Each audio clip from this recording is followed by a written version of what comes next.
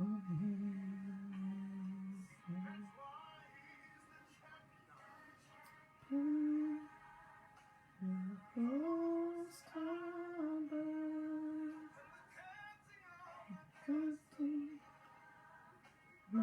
destiny.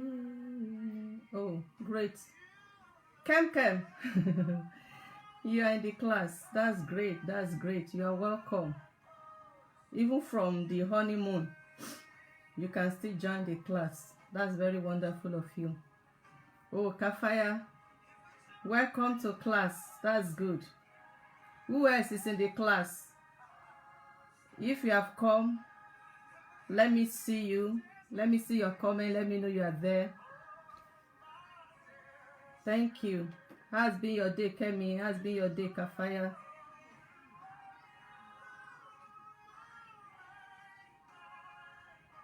That's very good. I hope you are here with the man, with the groom. Now that you are two, you should always bring him to class, or he's at work.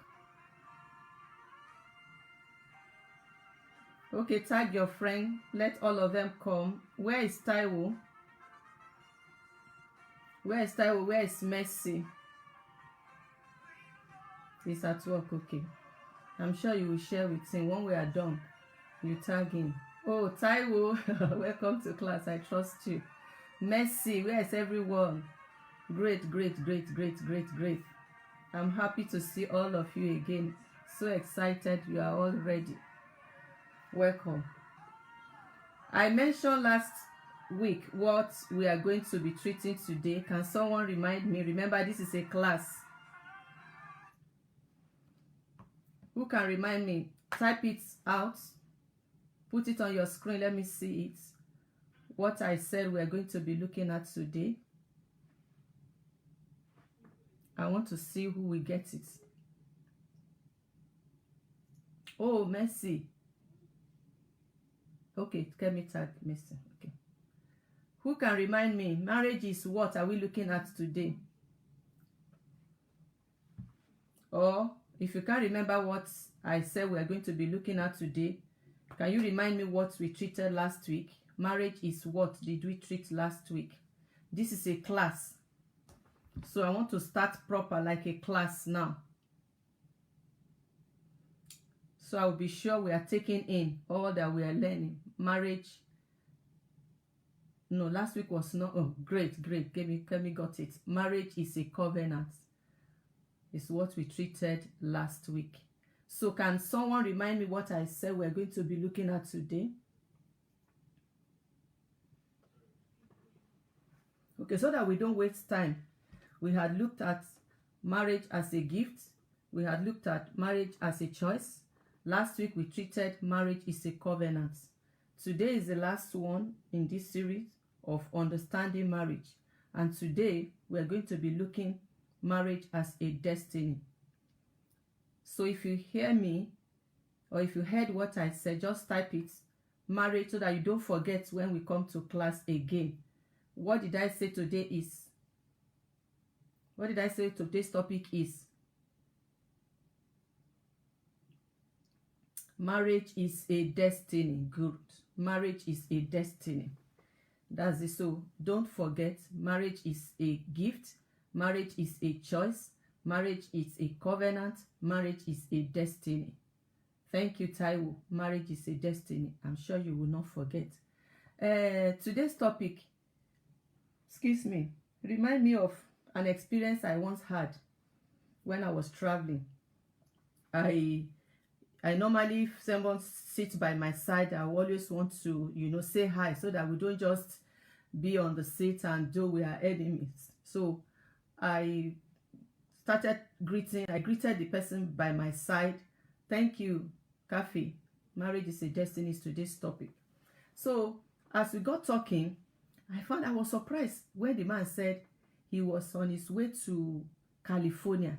Meanwhile, I was heading to Canada. I had boarded a plane from Lagos, and then we had a stopover, I think in Frankfurt. I can't remember where we had the stopover to connect with the next flight.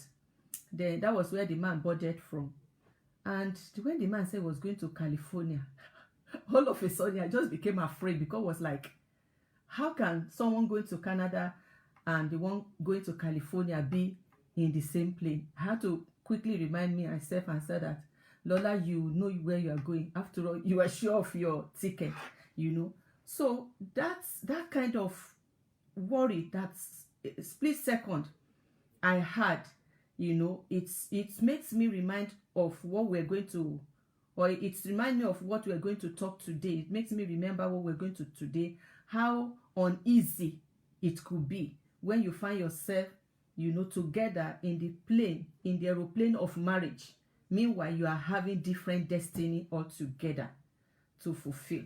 It's something as, you know, disturbing as that.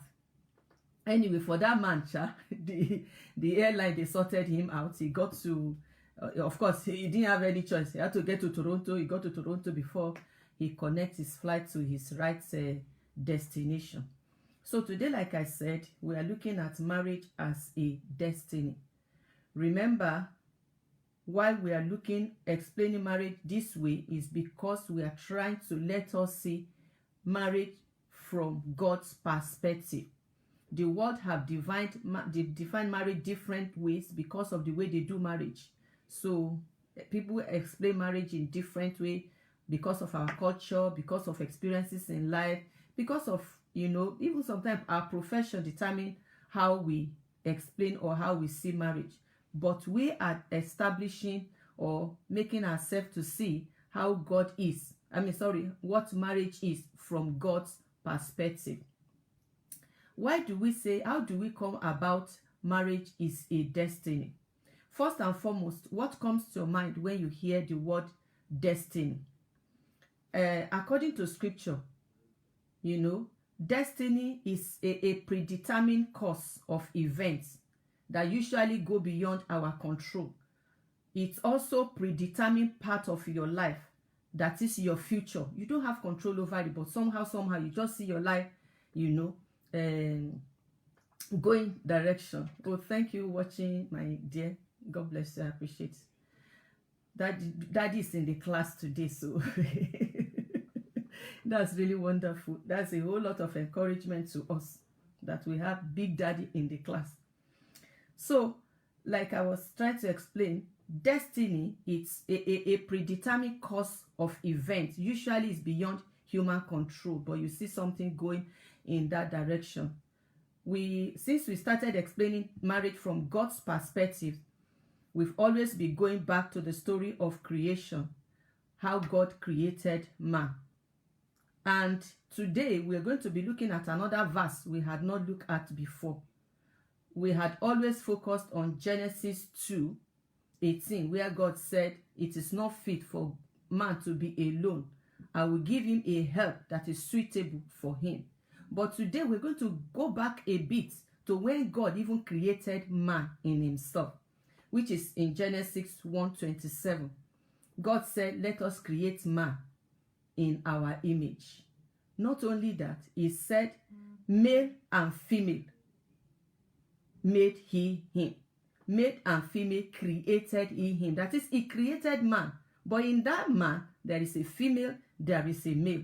Let's put that one in our mind because it's very important. So we'll go back to Genesis 2, when God now formed man.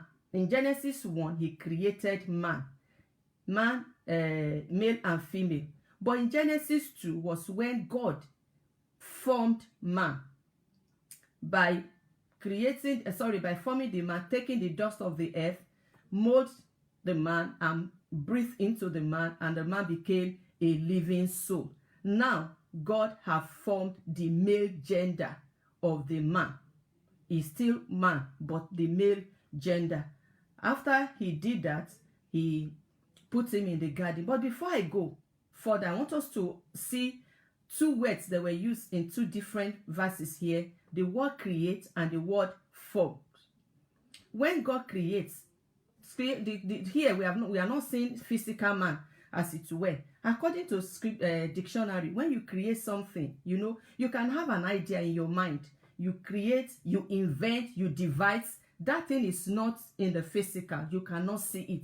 is just in your mind. For example, the vehicle that we use and all these items we use, before they become physical things that we can touch, the inventors, the creator, they already had them in mind. They had a picture in mind. Then they begin to mold, they begin to create, they begin to form small parts that invariably will bring out, exactly the picture they have in their mind. That is what the form is. So when God formed man, it's when he now designed, he molded, he caused him to have an appearance.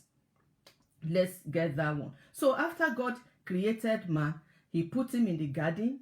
After he put him in the garden, he created trees and all other things, and he made water to begin to flow, and now asked man, oh yeah, dress the garden and keep it. So man was not to be dormant. He was given an assignment to fulfill. So it was through this, because of this assignment that God gave man, that God just looked at it and said, it is not fit that man should be alone. He needs assistance in this assignment that I will give to him. And when we now get to Genesis 22, we read how God made man to sleep, and from his rib he brought out a rib and formed a woman.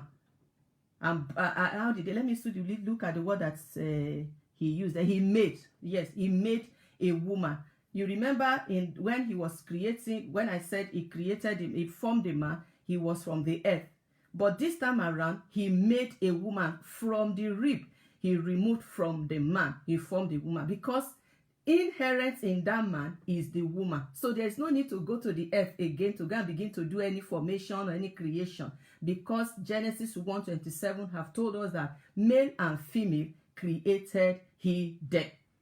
So after he created them, he blessed them, and now said in Genesis 24, therefore shall a man leave his mother and his father and cleave to his wife, they two shall become one flesh.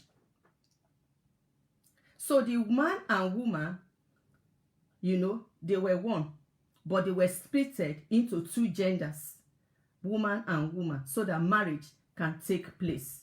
Howbeit, the picture of oneness that God have predetermined is still in focus. God will not do anything that contradicts his own original plan. Then I asked, or have any of us in the class ever wondered, why would God be saying to Adam and Eve that for this cause a man will leave his father and his mother and be joined to his wife? Who is the mother of Adam? And who is the mother or the father of Eve? That's to let you know that God predetermined that marriage, is for a purpose. Because if it is for Adam and Eve only, we're not going to be talking of a father and a mother, because they don't even have, it's not relevant to them. So let's have that one in mind. So when he created them, he already have the picture of oneness. You remember what he says? Say, they will cleave unto his wife, and they shall become one flesh. One flesh. So we see that marriage brings together, into one, into a roadmap, two individuals that have complementing destiny. Marriage is not the destination. It's unfortunate today that marriage swallows some destinies. Marriage, just makes some person to be as it were. They got stopped, in a bus stop. Marriage is not like that. Marriage is the vehicle that will take you to that God's given destiny. Remember, God gave Adam assignment before he just realized that this man is not complete. He needs destiny booster. He will need destiny helper to help him achieve the assignment that he has given to him. And that was how he made the woman version, even from him, so that it can be of great help, to him. So marriage brings two people together that, they have similar features. They have, similar goals. They have, even sometimes they have the same trend, the same ideas. so that their journey to oneness will be a lot easier for them to avoid unnecessary complications on their way. These days, that's why we teach couples to have, couples vision. When they have couples vision, it will always remind them that, oh, this marriage is for a purpose, and God is also interested in this marriage, and they will remain focused. Are we following? So, like I always say in all other one we had mentioned, like the 3 areas we had used to describe marriage, I will always come to the Father. How does this understanding, how does this knowledge impart on us? It's not just to increase our vocabulary, but the end result is that it might impart and help us to do marriage better. First and foremost, with this understanding will let us know that God have expectation in marriage. So it's not just so that Adam, like I've mentioned in one of the classes we had, Adam was not just considered that Adam will need somebody to be sleeping with, or Adam needs someone to be cooking for him, or if actually being a woman, you need someone to spend on her. That is not it. God have purpose. If you go to Malachi 2:15, God said it that why did God bring 2 together? Why did he command that 2 of them become one flesh? The answer is also in that same verse. He said, so that he seek godly seed, so that God will have godly seed.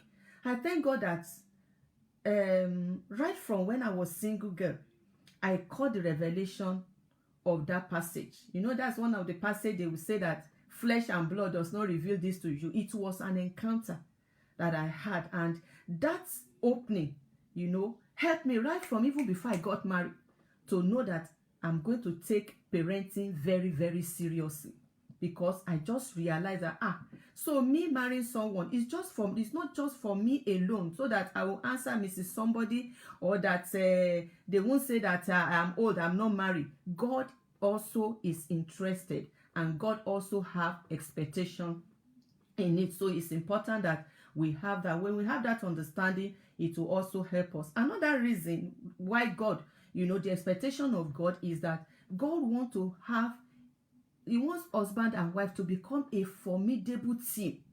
The scripture says that 1 shall put to flee 1,000, and 2 10,000. So when we become 2, we combine force. There is a force in unity. Remember Psalm 133 also. So we become, a formidable force to overcome the enemy. Another area or another benefit of us understanding this is the fact that when we are 2, our life know a speed. We get faster to what we are doing because we help one another out. One important thing, especially for them that are single, is the fact that this understanding will help you not to leave God out of the equation. These days, we labor to make youth know the importance of seeking God's face in the choice of life partner. When we get to the point of, what is your conviction? Have you prayed? Are you sure God is in this? How has God confirmed to you that this is your right choice in marriage, as the right sister to marry or the right brother to marry? We become their enemy, as though you are being unrealistic, or you don't want them to marry, or you just want to be over spiritual. Is it important? We've seen ourselves, we love ourselves, we are compatible. It's beyond that, because it's a journey of destiny. Remember, the scripture says that he will make him, even before he made Eve, he said, I'm going to give him a help meet. Another version says a help suitable. Not just a help, but also suitable. That shows that it's not everybody that is suitable for you, because that personality and your personality might not be able to go well, and you don't know the destiny he carry. Somebody can carry the destiny to be a musician, and then you went and carry a destiny to be a farmer. There's going to be a problem.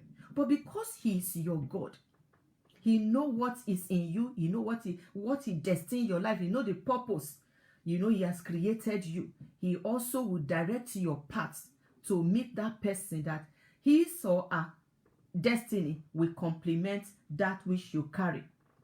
And that is it, that we will understand the importance of making God to be part of the equation when we are making, you know, choice. And when we take God into equation, destiny will always lead you to your God ordained pattern. When you put God into the equation and you allow God to direct you, God will lead you to your God ordained to your God ordained partner. That partner that God have destined you for. That partner that is suitable. That partner that is able to become one easily.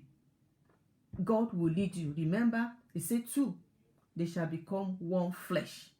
Marriage is the journey to oneness. I remember talking about destiny leading you to meet your God's given partner. I remember the year I met my husband. It's now I'm beginning to remember, oh, that's true. That's how things work. I was working at the bank then. And December 31st always happens to be the end of the financial year. So who cares whether you go to church 31? Most of the time we even sleep at the bank. You know, maybe 31st stroke first. We only go home and have our bath and then we'll come back again. Why? Because before we start the operation of the new year, we want to make sure that all accounts have been balanced. If not, we're going to have problem. So we're going to use first to do all that we needed to do. But this year, I don't know. I've been doing it many years. But this year, I just insisted that I'm going to church. I don't care if it is only a message I hear and then I'm back. I don't care. I must go to church. So we closed very, very late. And where I was to go was not the same town I was working. I was to go to my village, you know, to go and do the New Year service there. So I left my station and I headed to... You are welcome, Mrs. Ashekun. Good to see you. Marriage is a destiny, is what we are treating today. We had treated marriage is a covenant last week. So today is marriage is a destiny. Welcome, dear. Good to see you. So I left, though we closed very, very late. I woke up very early. I said, I'm going to my village. I am going to do service in my village today. I couldn't carry anything because I must still return that day. I was not looking at the inconveniences. I was not looking like as how many minutes will I spend there? What kind of service? But something in me was just pushing me, go to the village for this New Year Christmas. And lo and behold, that was where I saw my husband for the first time. Though I didn't know because marriage was not on my mind. I was still much younger to consider marriage. But that was the first day we met one another and friendship started that later consummated into marriage. So with this understanding, I believe truly, if you allow God to direct you, God will lead you to your God-given God-given spouse. I want to also pick example from Bible. I'm sure we all know the story of Abraham. Mercy, welcome. I know we know the story of Abraham and Sarah. It must have been destined that Abraham is going to be the father of faith, so that he will actually be who God have destined him to be. What did God do? God gave him a woman that is barren, so that his faith could, truly be proven. Not only that, after God even gave him the promised child, what did God still say? God still said, let me go bring that child and come and sacrifice him for me. You know? And Abraham still went and took the child. Along the line, before even Isaac came, I'm sure maybe if I want to use the mind of this present generation, maybe, human being is cuckoo human being. Maybe Sarah just felt, let me even try. Maybe it wasn't me. Let me confirm whether it's even my husband that have problem. If it's this science time, we can say, maybe the one is having low sperm count. Let me confirm. I'm not the only one having problem here. He advised Abraham, go and meet Agar now. And quick, Abraham met Agar, and Agar had a child. And when God wanted, to prove Abraham on his faith and his love to him, God did not say, go and pick Ishmael. Is this baby, this child they've been long waiting for, God still demanded for, because he wanted to prove that truly he loved him. So for Abraham to fulfill his God-given destiny, he gave him a wife that is barren. And he stood the test. Let me also remind us of Isaac and Rebekah. For us that know our Bible very well, even if you don't know, you can go and also search it out in the Bible. Isaac was to be a torchbearer of the God's given covenant that God sealed, with Abraham. And when Abraham died, the blessing that was on Abraham, the covenant God had given him, he transferred on Isaac. What is the blessing? Among the blessing is the fact that your seed, which Isaac of course is, will possess the gate of his enemies. And when they wanted to pick wife for Isaac, we also know the story. How come it was Rebekah that came to the well? And then he just fit into what Eliezer said. But that's not where I'm going. When the family called Rebekah and said, are you ready to go with this man? I said, yes, I want to go. Okay. As custom is, or was, they called and they were to bless Rebekah. Exact words, exact blessing that was upon Isaac was the wordings that was used to bless Rebekah. You will have children upon children, thousands of children, and your children will they will possess the gates of their enemies. That is an example to establish the fact that when God chooses for you, he will lead you to that person, that your destiny matches one another. And funny enough, before my understanding is deep in this way, I always tell young ones when I'll be counseling them that marriage is not one step you just take casually. No. Because once you take that step, every other things in your life take a cue behind them. And I will be telling them about myself. I say, come, if I don't marry the man I marry, I won't be exactly who I am. I won't be exactly where I am. I will have children, but definitely I won't be called Baba Tolu or Mama Tolu. I may be in Nigeria, but it might not be Ikeja.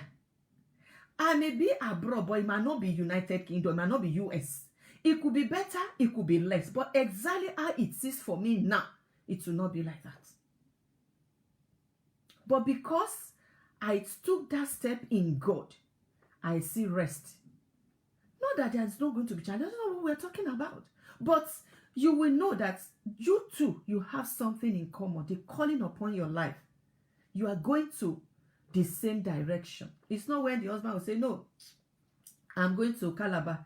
The wife will say, no, which one? What am I going to do in Calabar? Me, I'm heading to Maiduguri. That is not what it will be if we allow God to choose for us. So we expect us, as students, like I said, we are not just acquiring knowledge, head knowledge. No, it is that he might impart us, especially we that are single, to guide us in the step we are to take towards marriage. And even if you're already in marriage, this understanding also help you to do marriage better. Now that you know that marriage is a destiny, you will not treat that your spouse anyhow, because you know that you have a common goal. You already joined with him, there's nothing you want to do about it. So the earlier you understand, the better, so that two of you can cooperate together, so that you will not slow one another down.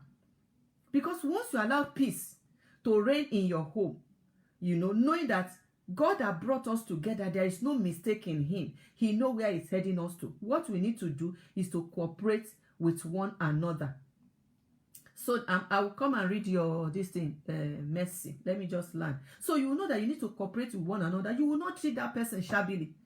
Like Paul said in the New Testament, that if you love your wife, it's yourself you love.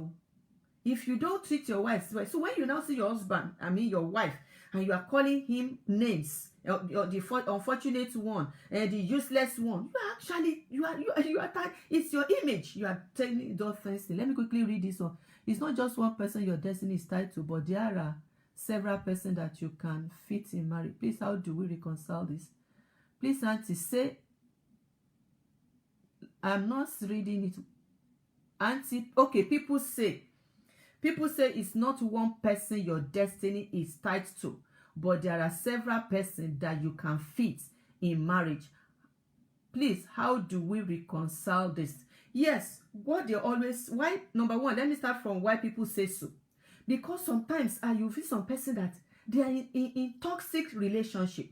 Get out. I'm not talking of marriage now. It might not be easy to get out of marriage. It's not even Bible is even against it, which is why it's important you take that decision very well, so that there is no going back. There's no need for regret.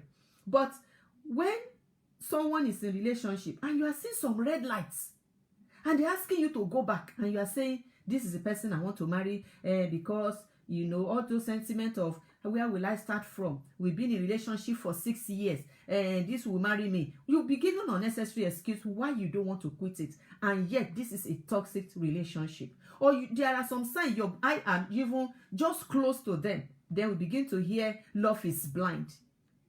You fall in love with your senses. So why that's what they are saying. What now to come back to explain it very well? Yes, it is not that there is just one single soul in the whole planet, and that except you find that person, you cannot do marriage right. No. What we are saying is that God will always lead you to that person that will be suitable for you. Somebody that your choices, your destiny will match. For example, I made an example of a husband that's a musician and the wife that is a farmer, or vice versa, that they cannot match. It's not going to be only one farmer in the whole planet. Neither is it going to be only one musician in the whole planet. There will always be many. But why you must allow God to guide you is the fact that He knows where those missing ribs are. He knows that person that will have the same thing you carry, so that when two of you comes together, you become one flesh. So it's not to have one mindset of, oh, they say it's only one destiny and only one man and I'm destined to, and then you begin to look for that one man. That's not what we are saying. But when God guides you, He will guide you to the right person, someone that his or her destiny matches your own, someone that two of you will boost destiny of one another. Mercy, is that clear? Taiwo, you say also, what does it mean when people say opposite attract? Since we are saying your destiny must match, then is it this state?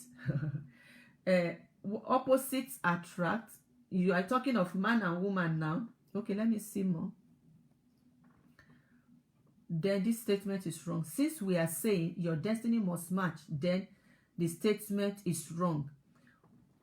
Opposite, of course, is man and woman.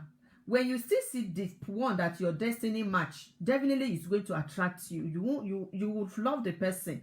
Just like I explained when we treated marriage is a choice.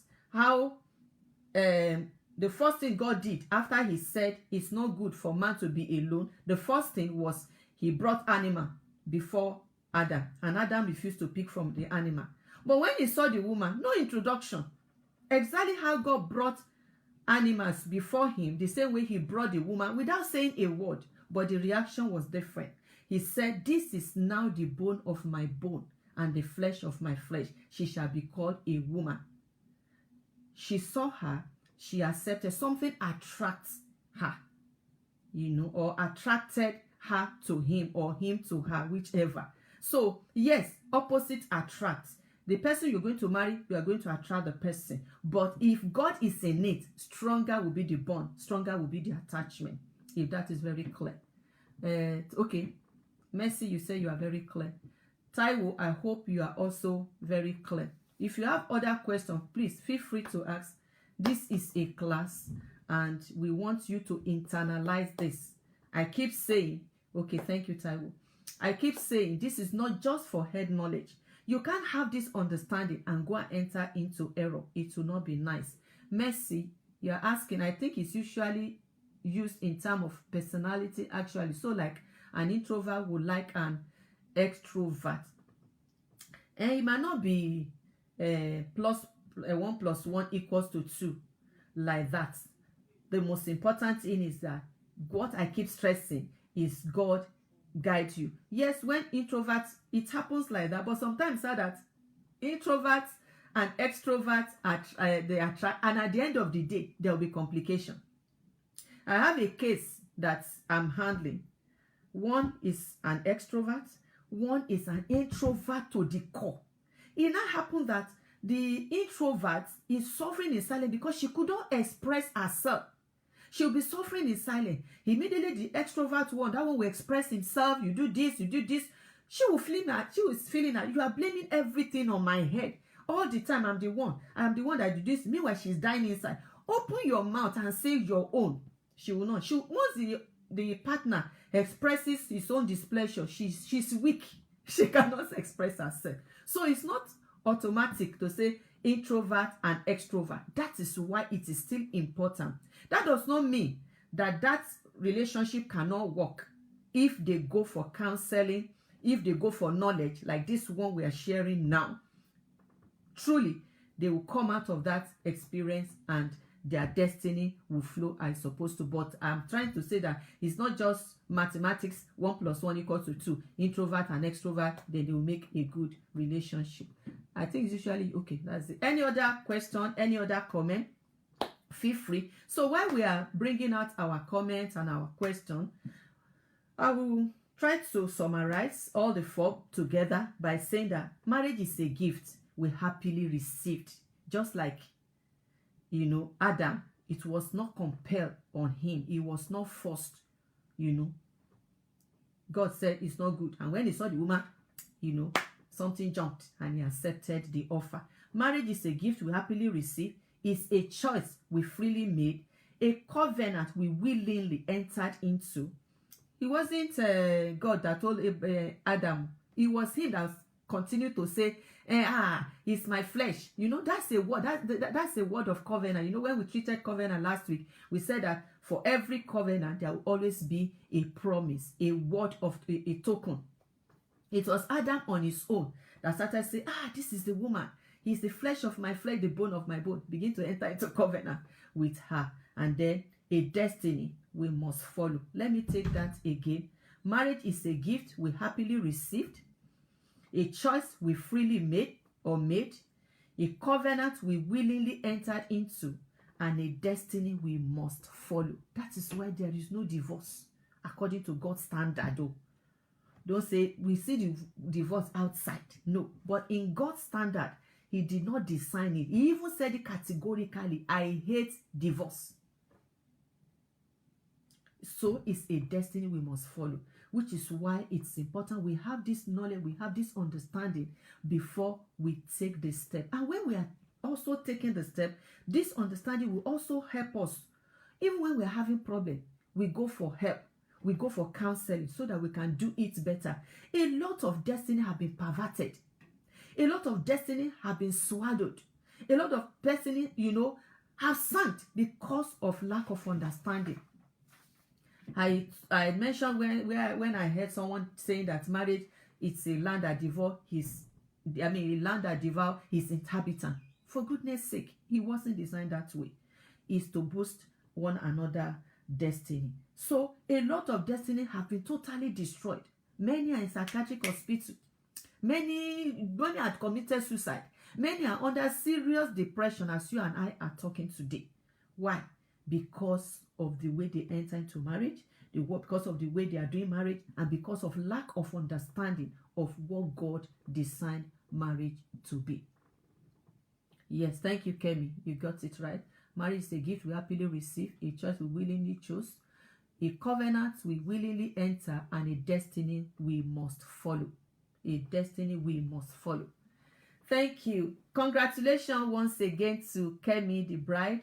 And despite the fact that she's still in the honeymoon, supposed to be enjoying, you know, her husband, she also was still the first to get to class.